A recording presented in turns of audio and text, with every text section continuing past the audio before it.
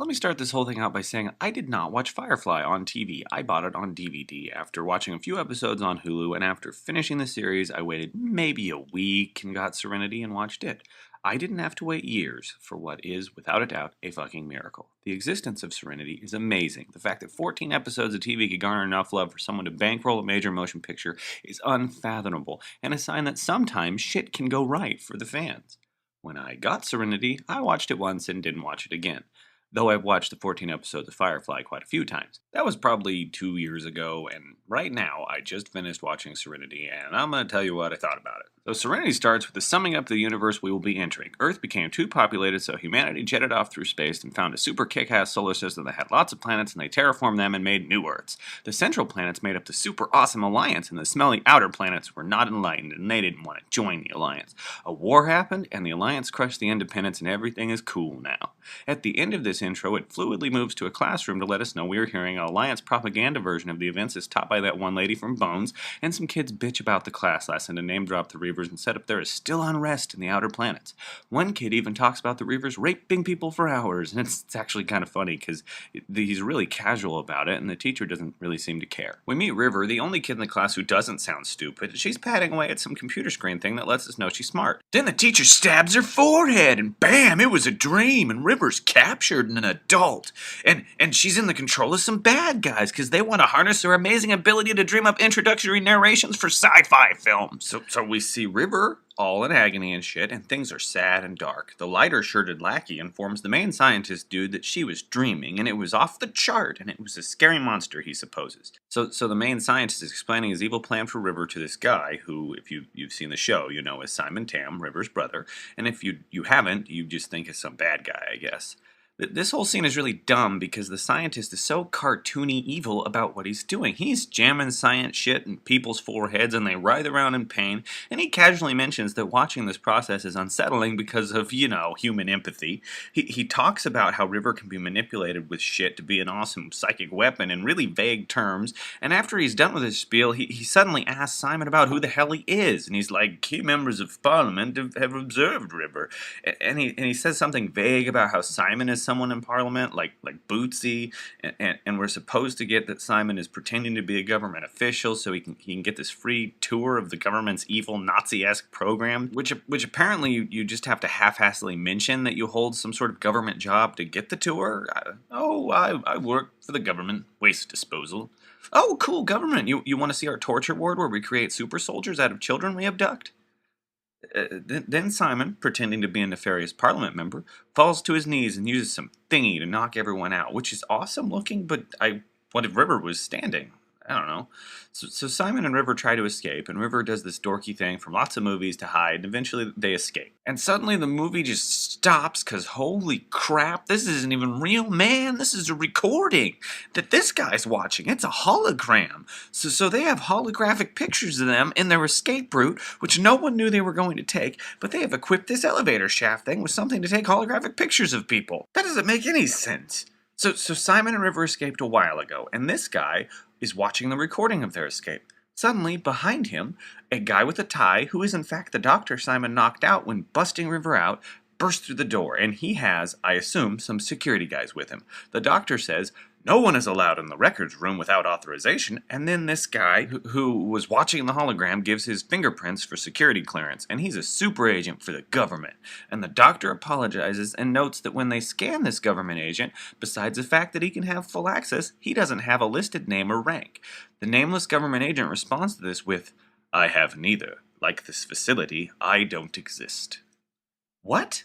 You don't exist, but your fingerprints are on file? You just broke into an apparent top-secret government facility and no one noticed until you were in the records room, which I assume holds classified records. The doctor who runs this place, that doesn't fucking exist, just casually barges in with like 3 people and is like, hey, you're not supposed to be here. It's a secret government facility. No one should be here. Why don't you have a bunch of armed guards attending to this apparent break-in? Did this guy walk through the main entrance of the building and then go to the records room? Did he break into the entire building? Did anyone scan him before this point? Seriously, the first 6 minutes of this movie are absolute nonsense. So the nameless dude starts talking about River and Simon with the scientist, and we learn that Simon gave up a brilliant career as a doctor to spend his entire fortune on contacts to be able to break River out. Nameless continues talking, and he switches the topic to the scientist, and he tells the scientist his sin is pride, and then he replays part of the holographic recording where the scientist, while talking with Simon, says, key members of parliament had observed River. And then the nameless guy asks the scientist why he had key members of parliament, who obviously knew military, diplomatic, and covert information, put in the same room with a psychic. What? That's the scientist's fault? I assume this is a secret government project that happens to have this scientist in charge. He casually told Simon River was psychic. Wouldn't he have told the other members of parliament? The real ones? The ones who must be helping to put money toward this? Who have fully supported the project, as he said? Wouldn't they know that the project had something to do with psychics? Isn't it their goddamn fault? Well, Nameless blames the scientist, and he tells the scientist he has failed so thoroughly. So he says the scientist should fall on his sword, and the scientist jokes that he didn't bring a sword, so this nameless guy pulls out a sword, kills all the guards, and then he jabs the scientist in a nerve cluster at the base of his back, which paralyzes him, and it makes him fall over on Nameless's sword. And then as the scientist dude slides down the sword and dies, Nameless tells the scientist he did fine works. I thought he was a complete failure. I mean, Nameless tells the scientist that this is a good death, but at this point, I think that the scientist guy is just dying confused. So I was wrong. The first 10 minutes of this film are absolute nonsense. So now we go to the familiar. Serenity, the spaceship, Firefly class. This is where the movie starts to seem a little bit lighter, and we get a great introduction to Serenity and its captain, Malcolm Reynolds. We see the crew as they were on the show, lovable, ragtag, and fun, and there's a great long handheld camera shot that is used to take the audience through all of Serenity and to meet the crew. We meet Wash, the pilot, Jane the muscle, second in command Zoe, engineer Kaylee, and we see Simon, who's been on board for a while with River as he's the doctor. The crew of Serenity are robbing a bank or something, and Simon's pissed because Captain Reynolds, Mal, wants to take River on the heist because she's a psychic, or a reader, as Mal says, and she might be useful. I don't think she was ever given any specific diagnosis on the show, so the fact that she is a reader and not just crazy and smart is sort of odd, but okay. Simon works in that he's been on the ship for a while, fixing bullet holes and knife wounds, and this whole long shot through the ship is very effective at showing us the size and layout of Serenity and introducing us to the crew. It also introduces us to Mal's space suspenders, which are new. Look at them. So Serenity lands, and the crew heads off on their heist on the newly designed mule, their hover transport. We learn the crew is robbing a security payroll, and it's a pretty clear, great heist plan. Other than wondering why they don't dress up or wear masks. They do make it very clear that River is a psychic, as she uses her powers to figure out which guy in the building has a gun. All of this stuff with the heist is really good, and it's a heck of a lot like the show. It's got good humor and great scenes. Toward the end of it, River has a psychic episode, and she figures out that the Reavers are coming. The Reavers, a tribal band of people who supposedly went crazy on the edge of space and now spend their free time eating people's faces and raping them to death, hit the ground running, and they start raping everyone to death. Reavers on the show, Firefly, were awesome as a vague threat that might barrel out of nowhere and ruin everyone's day.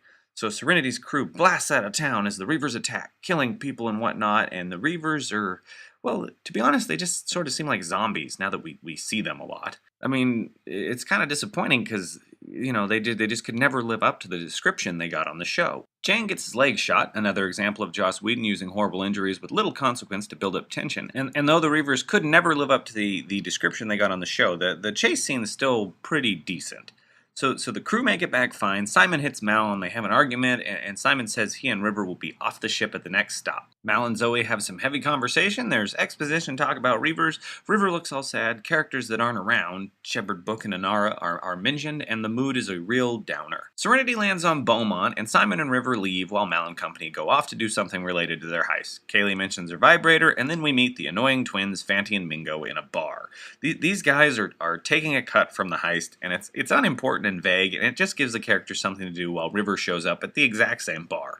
River watches some random thing on the future TV about Skippy the Jaunty Octopus or some shit, and has an epiphany and says some chick's name, Miranda. Then she just starts beating the shit out of everyone in the bar, which is hilarious because she's just beating the shit out of people at random. Just bar patrons going about their evening.